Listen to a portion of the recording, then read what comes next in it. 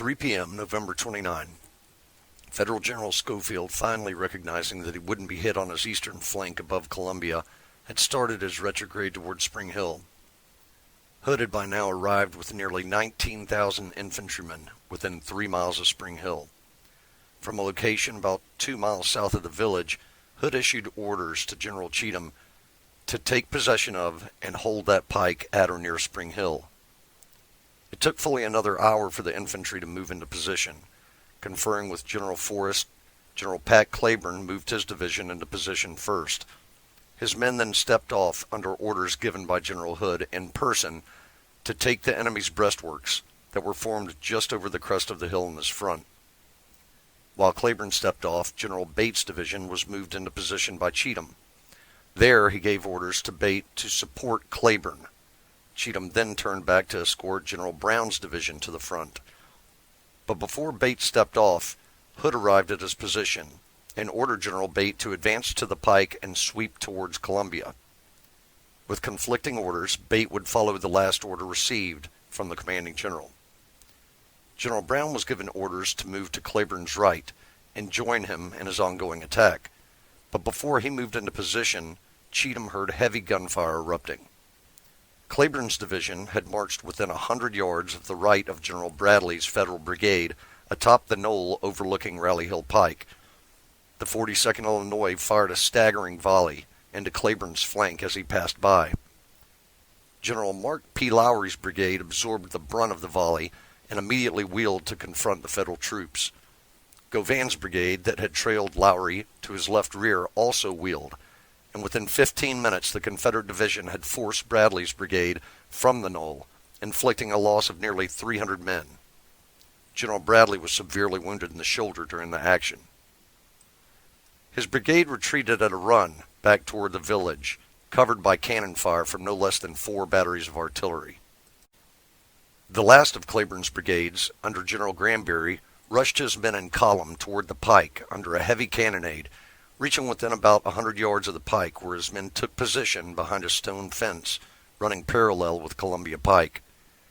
Cleburne halted his division, as it was quickly losing cohesion in the stampede toward the village.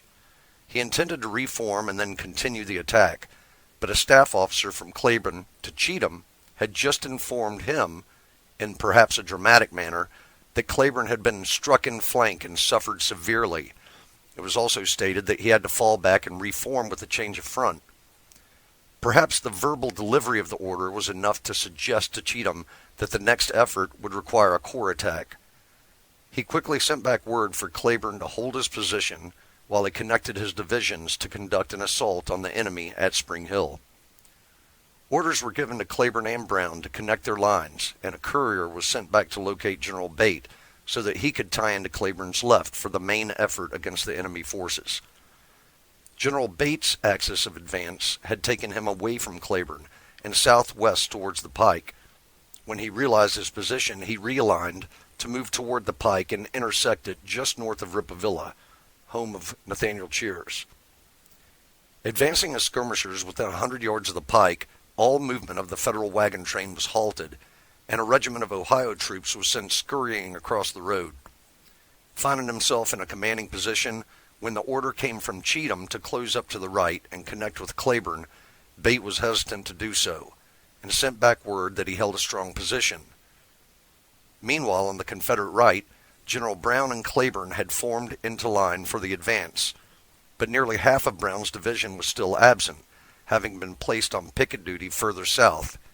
As Brown advanced his skirmishers and the sun had just sunk behind the hills, the skirmish line reported a serious threat to the right flank of Brown's division. On a small knoll along Mount Carmel Pike, where the home of Dr. Aaron White lived, at least a section of artillery had been emplaced and was supported by Federal infantry.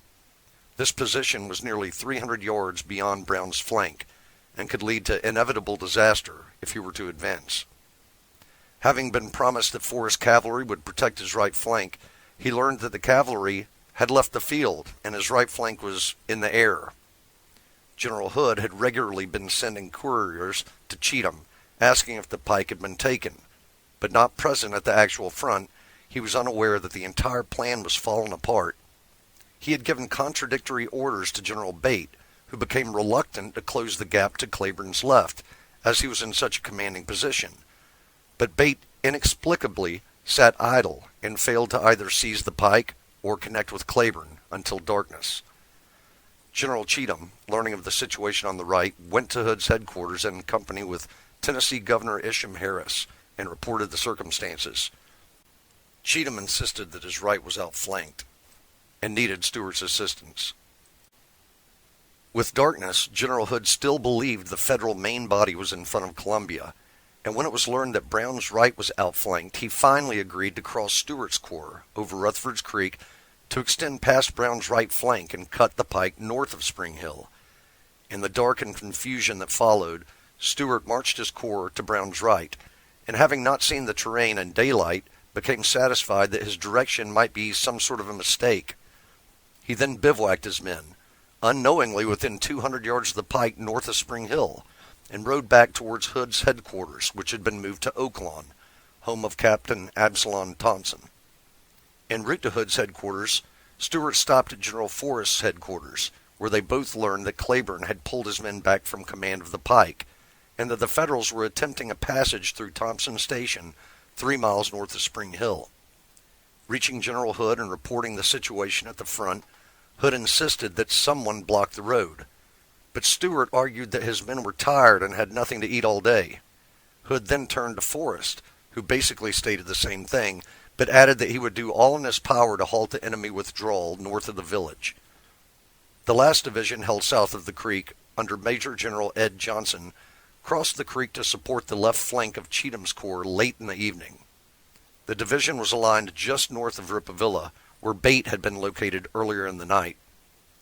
Sometime around midnight, a private soldier wandered to the commanding general's headquarters. The general was asleep, but the private insisted that he speak with General Hood. The private informed him that he had lost his way in the darkness and wandered into Federal lines, that the enemy was completely disorganized, and he thought just a small demonstration could further impede and disrupt their march. Hood then sent word to General Cheatham to advance a line of skirmishers, or perhaps a regiment, to confuse and impede this march. Cheatham sent Major Bostic to Ed Johnson's division with orders to take a brigade, or his whole division if necessary, to stop any movement on the pike. Johnson was disturbed by this order and complained that he had been loaned out and questioned why Cheatham didn't send one of his own divisions, as he was unfamiliar with what was in his front. After conducting a reconnaissance, Johnson and Bostic both rode back to Cheatham's headquarters to report that there was no movement on the pike at that time. Cheatham relented and allowed Johnson to return to camp and stand down. Little known to the Confederate command, the entire Federal force had slipped into the village by about 2 a.m., and the lead elements had started their movement to Franklin as early as 7:30 p.m. A final attempt was made by Jackson's division of cavalry around 3 a.m. to halt the Federal withdrawal at Thompson Station, but low on ammunition and without infantry support, the attempt to hold the pike failed after seizing it for no less than 30 minutes. The day and night had slipped by, and with it, the entire Federal force was allowed to pass on to Franklin, resulting in the bloody battle that truly ended all hope of a successful campaign.